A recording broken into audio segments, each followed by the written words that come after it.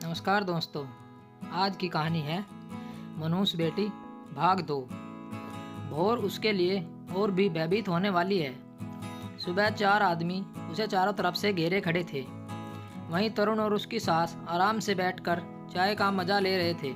ये लो, हमारा काम खत्म। अरे व्यापार में घाटा तो बस बहाना था। असल में तो तुम्हें किसी तरह अपना कर्ज उतारना था, जो अब पूरा हुआ। अब से तुम इनके हवाले। और हम शहर गए। दूसरे शहर पूरे कमरे में सभी लोगों के हंसने की आवाज़ बहुत तेज गूंज रही थी। वहीं तनु, उसकी तो जैसे दुनिया ही उजड़ चुकी थी। उसके पति तरुण ने अपना कर्ज उतारने के लिए अपनी पत्नी को किसी और के हवाले कर दिया। चाहे मैं कितनी भी कोशिश कर लूँ, मैं अकेले कैसे इनका सामना कर पाऊंगी। पर मुझे कुछ न कुछ खुद से ही करना होगा। यहाँ कोई भगवान मेरी रक्षा के लिए नहीं आने वाला है। तनु के मन में अथाह विचार चल रहे थे, पर उसे कुछ नहीं समझ आ रहा था। एकाएक तनु अपने कपड़ों को खुद ही फाड़ना शुरू कर दिया और बाल खोलकर जोर जोर से चिल्लाने लगी। जब तक वो चारों आदमी कुछ समझ पाते, उसने अपना ही सिर जमीन पर मारना शुरू कर दिया। तनु का इतना भयंकर और डरावना रूप देखकर चारों घबरा गए और तनु को पागल समझने लगे। उन्होंने तरुण को उनके साथ धोखा करने के लिए पकड़ लिया और गाली गलौज करने लगे। इसी सब का फ़ायदा उठा तनु ने और वो वहाँ से भाग निकली। दोपहर के 12 बज रहे थे। तनु के कपड़ों की हालत बहुत बुरी थी। उसकी ऐसी दयनीय और डरावनी दशा देख आधे से ज़्यादा लोग किनारा कर रहे थे। पैसे की एक पाई उसके पास नहीं थी। किसी से क्या ही मदद की गुहार लगाती। अभी उसके मन में इतने विचार चल ही रहे थे कि वह सड़क पर बेहोश होकर गिर पड़ी। आपके पति कौन हैं? कहाँ रहती हैं? तुम्हारी इस हालत का कौन जिम्मेदार है? होश में आते ही तनु ने खुद को एक सरकारी अस्पताल में पाया। मुझे बताना चाहिए या नहीं, पर तुम माँ बनने वाली हो सके तो अपने घर से किसी को बुला लो, नर्स ने कहा।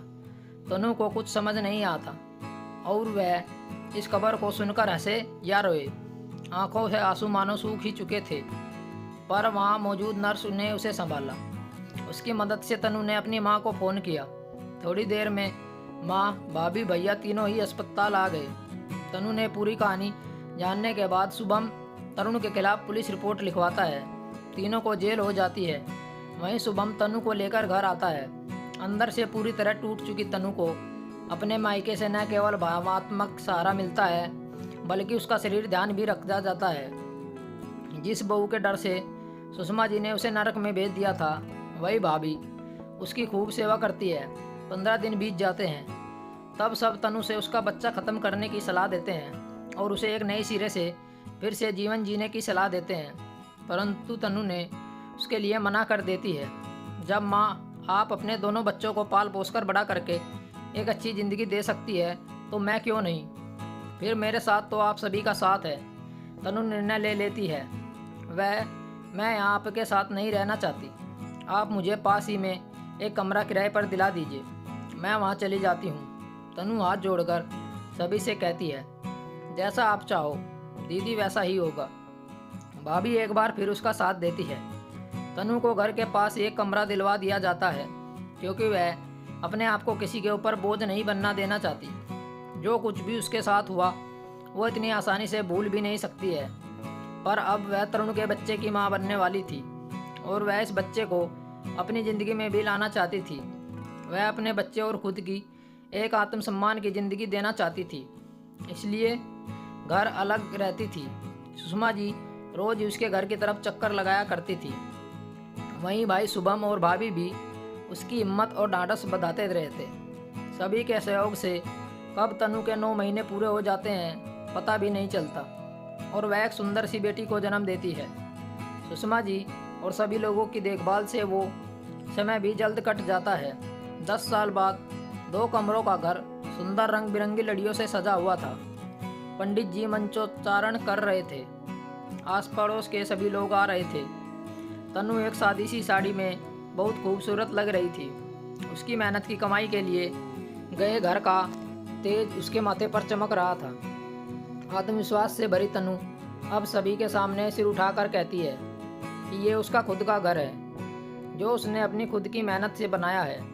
उसे अपना जीवन यापन करने के लिए अब न किसी ससुराल की ज़रूरत न मायके की।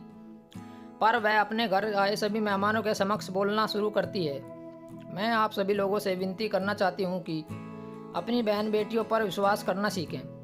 आप सभी और अपने भाई भाभी का भी मैं आभारी हूँ कि उसने जीवन की मुश्किल घड़ी में मेरा साथ दिया। बस आगे भी मेरी बेटी और मुझे इसी तरह से अपना आशीर्वाद देते रहिए। तनु की आंखों में खुशी के आंसू थे, वहीं सभी लोगों की आंखों में उतनी बेटी की तरक्की की खुशी थी। दोस्तों, आपको ये कहानी कैसी लगी हमें कमेंट करके ज़रूर बताएं। चैनल को लाइक और सब्सक्राइब करना ना भूलें। ऐसी और कहानियाँ सुनने के लिए जुड़े रहिए हमारे चैनल के साथ। मिलते हैं आपसे एक और नई कहानी के साथ। कहानी सुनने के लिए आप लोगों का बहुत बहुत धन्यवाद।